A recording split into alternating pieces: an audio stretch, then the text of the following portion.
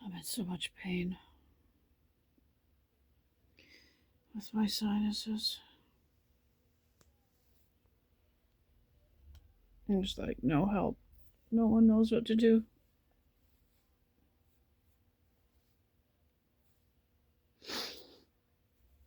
Trying to get dressed here.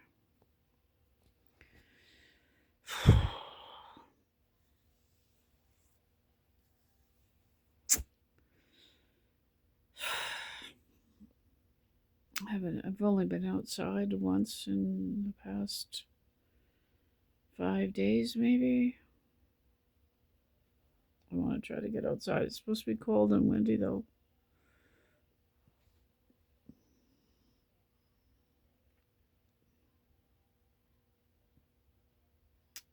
I'm in so much pain. My sinuses are just raw and bleeding, and all pain in here, and it's just over and over again. Doctor doesn't know what to do. Nobody knows how to help.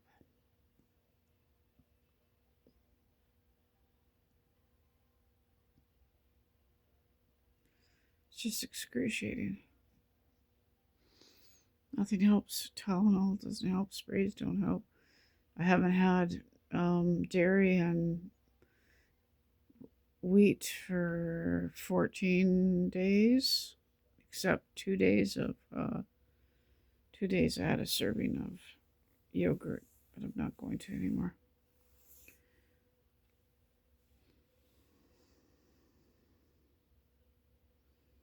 My ear stopped hurting. I've been on antibiotics for a few days. It's been 3 days of excruciating sinus pain. I literally just feel like I'm half out of my mind.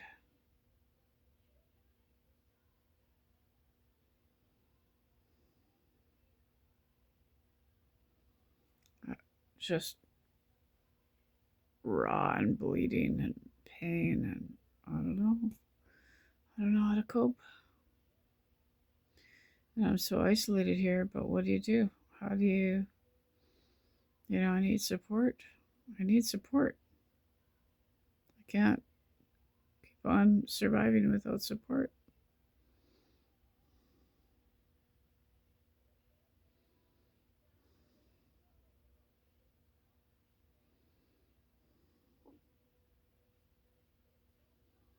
I look just worse and worse all the time. I look awful. I look worse all the time.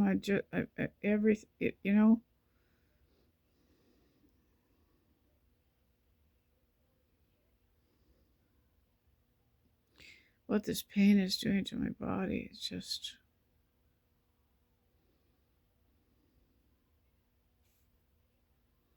making me sick, making me sicker. How do you cope?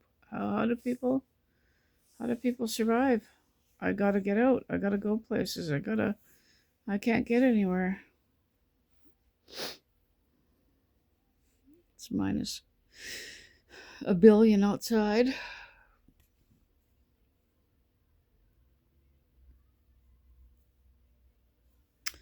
I see this one woman that I used to follow her videos, and I see she's homeless now, and I just been thinking about her all day, and if there's a way I could help her, but I can't. I don't know where she's at either. How cold it is where she's at. I don't know. Wish I could help her.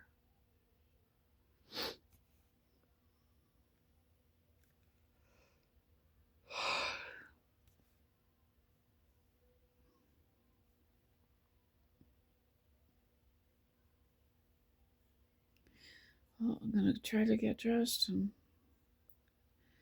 Go for a little walk. I don't know how slippery it is out there. Unbelievable. I can't believe it. My battery's dead already. Something's draining this phone all the time. Can't believe it. I hate leaving the house without any charge in case I've fallen God knows how many times in the last 7 years out there on the ice in the winter. All my bangs fell out, right? I had bangs all my life, and that has never stopped bothering me when my bangs fell out.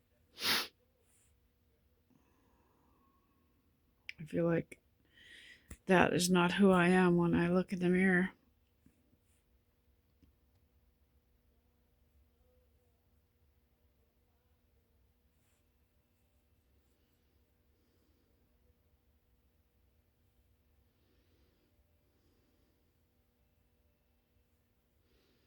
Losing my car throughout this was just catastrophic. I had no idea how much that would affect my life.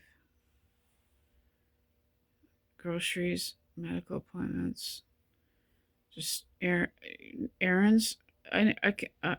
All the errands. Like, think about all the errands that you run each week, especially being a homeowner. I ran errands all the time. Every day a few errands. I can never run errands. That's it. Everything just stops. Everything stops. Think of every errand that you've run in the last year and think of not having a car. I can get a few blocks and that's it. I can't believe that I'm living like this, and like I can't even think about the future.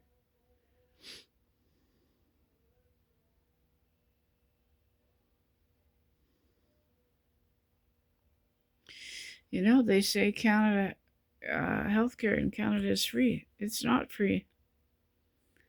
It's not free. You can lose everything, including your job. You can lose all your money, become in debt because of healthcare, lose your car, lose your house. You're not paying for healthcare. You're paying for being sick. You're paying for being misdiagnosed for years.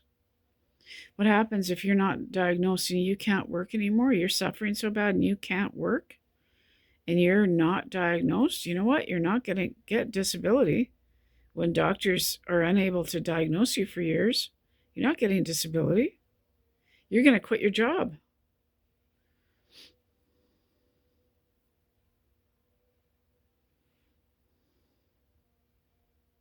What happens when you're not working and your car breaks down at the side of the road? You go without a car. What happens if you're not working because you can't get health care? No one can diagnose you. And you're not working, you're paying the rent or the mortgage or you're able to cover your groceries and stuff, but your car breaks down, you don't have the money for it. What happens? What happens when your fridge breaks down? Your washing machine?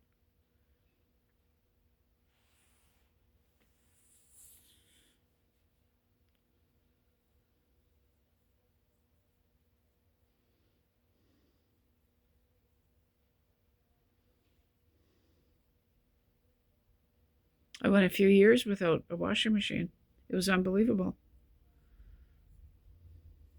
I don't even want to get into everything that has happened in the past 8 years here. Is just unbelievable. Unbelievable that I'm still alive. All the things that have happened in the house in the past 8 years. Unbelievable that I'm still here to talk about it.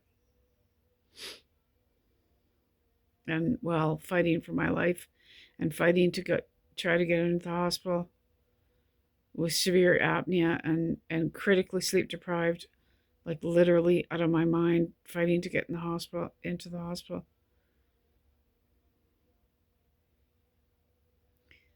while everything is falling to the ground here, everything breaking down. I can't believe I'm still alive. No resources, right? There's no resources for homeowners. So many people on YouTube said, well, call your landlord. Yeah, if life was that easy. You know what? When you own a home, there's nobody to call. You're responsible for everything. What happens when you're responsible for everything and you can't work anymore?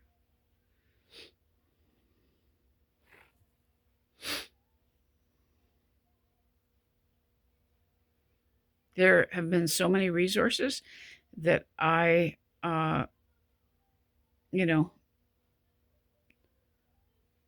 couldn't have because my taxes weren't done. They're not done. My income tax. Too sick to do any of that. Too sick to do any paperwork.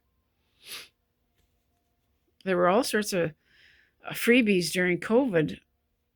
A couple $100 here, $100 there, a couple $100 there that I couldn't have, that I missed out on because I'm way too sick to do paperwork.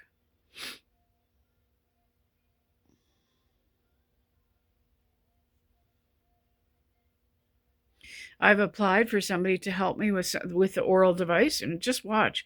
It just dawned on me that they're probably going to refuse because I don't have my income tax done.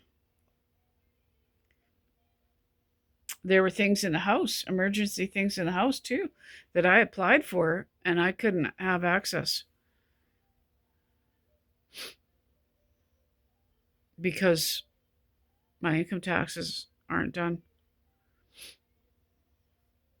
I can't get around. I can't, no.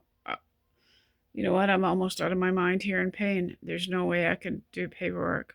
There's papers sitting here, right here, from a doctor. There's no way I can't even look at them. I'm way too sick and too sleep deprived and in too much pain to cope. I need help. And that doesn't mean, somebody comes in and has any control over me. That's not going to happen.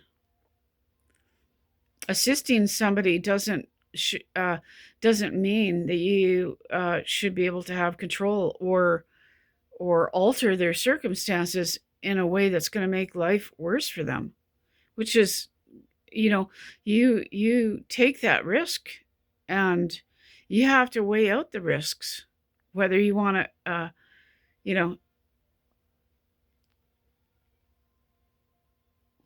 and there are people who have advised me, well, just let anybody in here and,